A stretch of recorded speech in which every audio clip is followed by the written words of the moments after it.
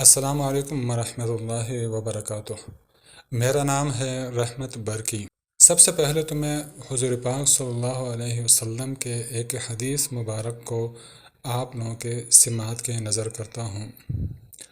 رسول اللہ صلی اللہ علیہ وسلم نے فرمایا ہے، التاجر الصدوق الامین مع النبیین والصدیقین والشہداء۔ دیانتدار تاجر قیامت کے دن نبیوں، صدیقوں اور شہداء کے ساتھ ہوگا۔ سبحان اللہ، اللہ نے تاجر کو کتنا بڑا مقام دیا ہے۔ جو تاجر شریعت کی منشا کے مطابق تجارت کرے، اس کے بارے میں فرمایا جا رہا ہے کہ قیامت کے دن ایسے تاجر کا حشر نبیوں، صدیقوں اور شہداء کے ساتھ ہوگا۔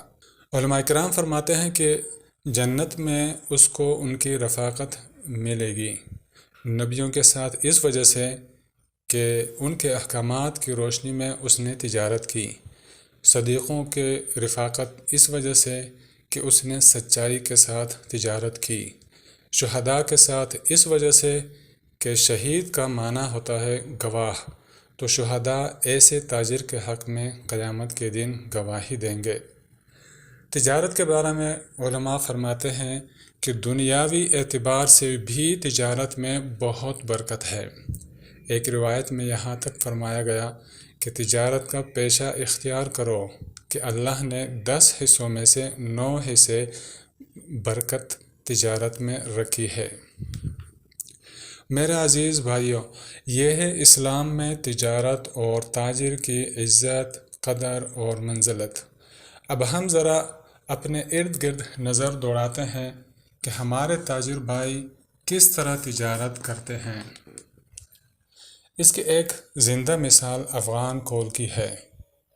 ہم جانتے ہیں کہ افغان کول میں کتنا فراڈ اور دھوکہ ہوتا ہے، چاہے وہ افغانی تاجر ہو یا پاکستانی تاجر یا کمپنی والے، جس کا جہاں بس چلے وہ اگلے کو دھوکہ دینے کی کوشش کرتا ہے اور الزام ایک دوسرے پر ڈالتے ہیں۔ افغانستان کے تاجر پاکستانی کو دھوکے باز کہتے ہیں اور پاکستانی تاجر افغانی تاجر کو دھوکے باز کہتے ہیں، بغیر اس کے کہ ہر ایک اپنی گریبان میں دیکھے اور اللہ کو حاضر ناظر جان کر یہ فیصلہ کرے کہ دھوکہ کون دے رہا ہے۔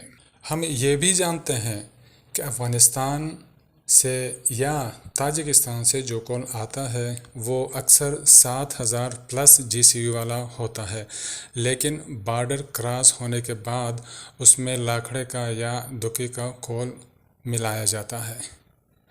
ایسے کئی حضرات نے مجھ سے رابطہ کیا، ان میں سے اکثر یہ شکایت کرتے ہیں کہ جب ہمارے پاس سیمپل کے طور پر گاڑیاں آتی ہے، جو کوئلہ آتا ہے وہ مال بہت اچھا ہوتا ہے، لیکن جب سودا ہوتا ہے، کوانٹٹی میں ہم مال منگاتے ہیں، پھر اس قسم کا مال نہیں آتا، اکثر مال میں ملاوٹ ہوتا ہے۔ یہ بات ہر ایک کو جاننی چاہیے کہ دھوکہ دہی کے ساتھ کمایا ہوا پیسہ ایک تو حلال نہیں اور دوسرا ان پیسوں سے کبھی آپ ترقی نہیں کر سکو گے۔ کول کے کاروبار کو کرنے والے اکثر ایک دم سے اپنے کو امیر بنانا چاہتے ہیں، جو کہ بالکل غلط طریقہ ہے، ایسا کبھی نہیں ہو سکتا۔ اور بہت افسوس کے ساتھ یہ کہنا پڑتا ہے کہ پاکستان میں سیمنٹ انڈسٹری میں جتنی بھی فیکٹریاں ہیں، میں یہاں نام لینا پسند نہیں کروں گا، ان فیکٹریوں میں جتنے بھی لیبارٹریز بنی ہوئی ہے، ان میں کام کرنے والوں نے یہ رویہ اختیار کیا ہوا ہے کہ اگر مال کا مالک ان کو کچھ پرسنٹ دے تو وہ اس کے مال کو پاس کرتے ہیں، اور اگر پرسنٹیج نہ دے تو اس کے مال کو ریجیکٹ یا کم GCU والا شو کرتے ہیں۔ دیکھیں، اگر وہ مال کم GCU والا ہے اور آپ اس کو اچھی GCU میں پیش کرتے ہیں تو یہ تو آپ اپنے ہی کمپنی کے ساتھ دھوکہ کر رہے ہیں، فراڈ کر رہے ہیں، اور اگر وہ اچھی GCU والا ہے اور اس کو آپ کم شو کرتے ہیں تو وہ آپ مال والے کے ساتھ دھوکہ کر رہے ہیں اور فراڈ کر رہے ہیں۔ دونوں طرف سے آپ یا تو آپ اپنے مالک کو، اپنی فیکٹری کو نقصان پہنچا رہے ہیں اور یا آپ تاجر کو نقصان پہنچا رہے ہیں۔ اگر ایسے میرے بھائی اس ویڈیو کو دیکھ رہے ہیں تو میں ان سے یہ گزارش کروں گا کہ پلیز اللہ کی خاطر ایسا نہ کریں۔ اس سے اگرچہ آپ عارضی طور پر فائدہ اٹھا لیں گے، لیکن آپ کا آخرت برباد ہو جائے گا، اور آخرت کی بربادی انتہائی بڑی بربادی ہے۔ اس کے علاوہ یہ پیسے آپ کے لیے جیسے حرام ہے، اسی طرح آپ کے گھر والوں کے لیے، آپ کے بچوں کے لیے بھی حرام ہے۔ تو حرام کی کمائی سے اپنے بچوں کی پرورش نہ کریں۔ افغان کول کا کاروبار اکثر تاجر حضرات کرنا چاہتے ہیں، لیکن ان کے لیے جو سب سے بڑا ایشو ہے وہ ہے اعتماد کا۔ تاجر چاہے پاکستانی ہو، ہندوستانی ہو یا دنیا کے کسی اور ملک کا ہو، اسے یہ بات بے چین کر رہی ہوتی ہے کہ اگر میں افغانستان میں انویسٹمنٹ کرتا ہوں تو میرا سارا پیسہ ڈوب جائے گا، کیونکہ افغانستان کی گورنمنٹ کا کوئی پتہ نہیں۔ اصل میں یہ تاجر حضرات میڈیا کے افواہوں سے مرعوب ہے، انہیں اصل حقائق کا پتہ نہیں۔ اس وقت افغانستان کی جس قسم کی گورنمنٹ ہے، میرے خیال میں پوری دنیا میں شاید کہیں ہو۔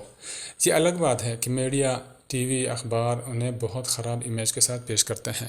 ہمیں یہ نہیں بھولنا چاہیے کہ میڈیا ایک بکاؤ انڈسٹری ہے، جو انہیں زیادہ پیسے دیں گے یہ انہی کے لیے کام کریں گے۔ ہم نے تاجروں کے اعتماد کو بحال کرنے کے لیے تھوڑی سی کوشش کی ہے۔ ہم اللہ سے دعا کرتے ہیں کہ اللہ اس کوشش کے بدلے ہمارے نیک اور دیانتدار تاجروں میں اعتماد کی فضا قائم کرے، جس سے تمام تاجروں کا بھلا ہو سکے۔ تمام تاجر حضرات اس بات کو بخوبی جانتے ہیں کہ اگر اصولوں کے مطابق تجارت ہو تو اس میں بیچنے والے اور خریدار دونوں کو فائدہ بھی ہوتا ہے اور اعتماد بھی قائم ہوتا ہے۔ ابھی جو طریقہ کار مارکیٹ میں چل رہا ہے وہ یہ ہے کہ افغانی تاجر جب پاکستانی تاجر کو مال دیتا ہے تو وہ یہ کہتا ہے کہ آپ 80% پیمنٹ ہمیں افغانستان میں ایڈوانس دیں، باقی 20% پیمنٹ جب آپ کو مال کی لیب کی رپورٹ مل جائے اور جی سی بی کا پتہ چل جائے پھر دینا۔ اور یہاں پاکستانی تاجر سے یہ ڈیمانڈ کی جاتی ہے کہ ہمیں افغانستان میں یعنی کابل میں ایسا کوئی بندہ دیں جو آپ کی ضمانت لے کہ اس بندے کا میں اتنی رقم کی ضمانت لیتا ہوں، آپ انہیں مال دیں۔ اس طریقے کے ساتھ پاکستانی تاجر کیا کوئی بھی تیار نہیں ہوتا، کیونکہ یہ تو سراسر رسک ہے۔ ایڈوانس پیمنٹ دینے کے بعد کیسا مال ملتا ہے کوئی پتہ نہیں ہوتا۔ البتہ یہ طریقہ ان لوگوں کے لیے درست ہے جو کافی عرصے سے کام کر رہے ہوں اور افغانستان کی مارکیٹ کے واقف ہوں، ان کے لیے کوئی مشکل نہیں۔ جو نئے تاجر حضرات ہیں وہ اس طریقے کے ساتھ کام نہیں کر سکتے۔ پاکستانی تاجر ڈیمانڈ کرتے ہیں کہ ہمیں مال پاکستان میں فلاں شہر میں پہنچا کے دیں، جب لیب رپورٹ آ جائے اور جی سی بی کا پتہ چل جائے پھر ہم آپ کو رقم ریلیز کریں گے۔ اس طریقے سے افغانی تاجر مال نہیں دے گا، کیونکہ ایک تو مال 10 یا 12 دن کے اندر پہنچتا ہے، تب تک اس کا پیسہ بلاک ہوگا، اور دوسری بات یہ کہ مال جب وہاں سے روانہ ہو جاتا ہے اس کے 5 یا 6 دن کے بعد پاکستانی تاجر مکر جاتا ہے کہ ہمیں مال نہیں چاہیے، اس سے بھی کافی پریشانی بن جاتی ہے، اور آج کل مارکیٹ میں بد اعتمادی بنی ہوئی ہے۔ وہ سب اسی وجہ سے ہے کہ کاروبار کو لیگل طریقے سے نہیں کیا جاتا۔ اگر قانونی طریقے سے کام ہو تو پھر انشاءاللہ کوئی مشکل دونوں تاجروں کے درمیان نہیں آئے گی۔ ہم نے جو ترتیب بنائی ہے وہ اس طرح ہے کہ افغانستان میں ہم نے کمپنی کھولی ہے، اس کمپنی میں پاکستانی تاجر کی کمپنی کو پارٹنر بنائیں گے۔ اس کا طریقہ کار کچھ اس طرح ہے کہ پاکستانی کمپنی اپنے ڈاکومنٹس پاکستان کے وزارت خارجہ سے ویریفائی کرے گی، اس کے بعد یہ ڈاکومنٹس افغانستان کے قونصلیٹ میں جائیں گے۔ پاکستان میں افغانستان کے 4 قونصلیٹ ہیں، ایک بلوچستان میں ہے، ایک سندھ میں ہے، ایک پنجاب میں ہے اور ایک سرحد میں ہے۔ آپ جس صوبے سے بھی تعلق رکھتے ہیں آپ اس صوبے میں اس قونصلیٹ کے ساتھ رابطہ کر سکتے ہیں۔ قونصلیٹ میں ڈاکومنٹس دینے کے ساتھ ایک درخواست بھی دی جاتی ہے، اس درخواست میں مکمل ڈیٹیل دیا جاتا ہے کہ پاکستانی یہ کمپنی ہے جو کہ افغانستان کی فلانی کمپنی کے ساتھ پارٹنرشپ کرنا چاہتی ہے۔ افغانستان کے قونصلیٹ میں جو تجارتی اتاشی ہوتا ہے یہ سارا پروسیجر وہ کرتا ہے، وہ جب ان ڈاکومنٹس کو ویریفائی کر لیتی ہے اس کے بعد ان ڈاکومنٹس کو سفارت خانہ کے تھرو افغانستان بھیج دیے جاتے ہیں۔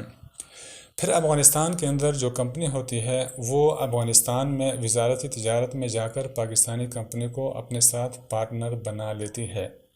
پاکستان میں افغانستان کے قونصلیٹ سے جو ڈاکومنٹس ویریفائی کر کے افغانستان بیچتے ہیں اس کا پر پیج $120 فیس ہوتی ہے، اور یہ ڈاکومنٹس تقریباً 3 پیج بنتے ہیں۔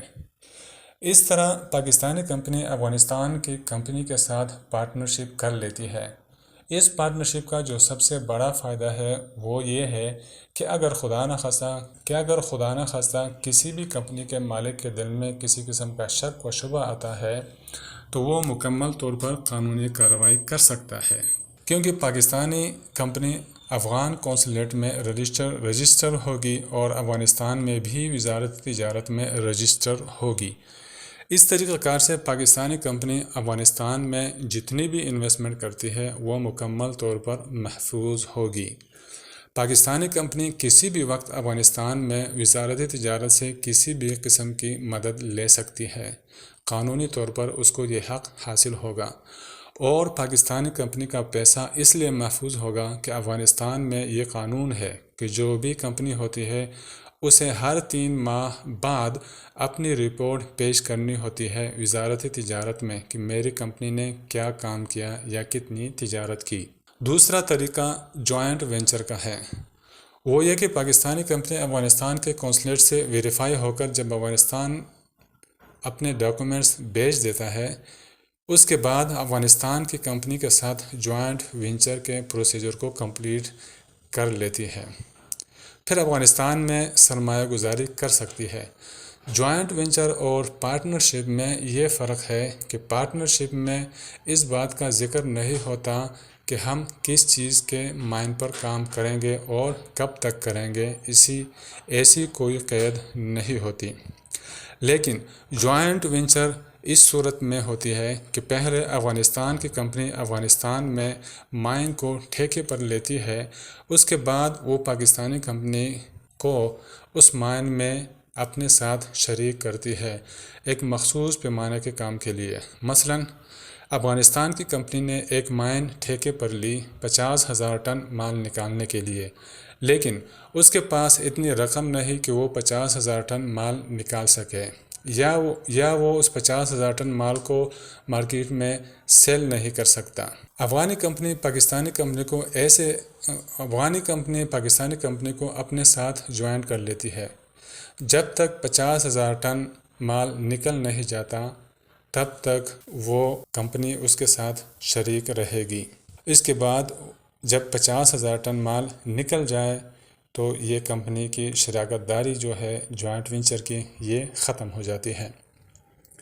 تیسرا طریقہ یہ ہے کہ پاکستانی کمپنی قونصلیٹ سے رجسٹر ہونے کے بعد جب افغانستان کی کمپنی کے ساتھ پارٹنر بن جاتی ہے اس کے بعد پاکستانی کمپنی افغانستان میں کہیں بھی مائن ٹھیکے پر لیتی ہے اور ساری انویسٹمنٹ پاکستانی کمپنی کرتی ہے۔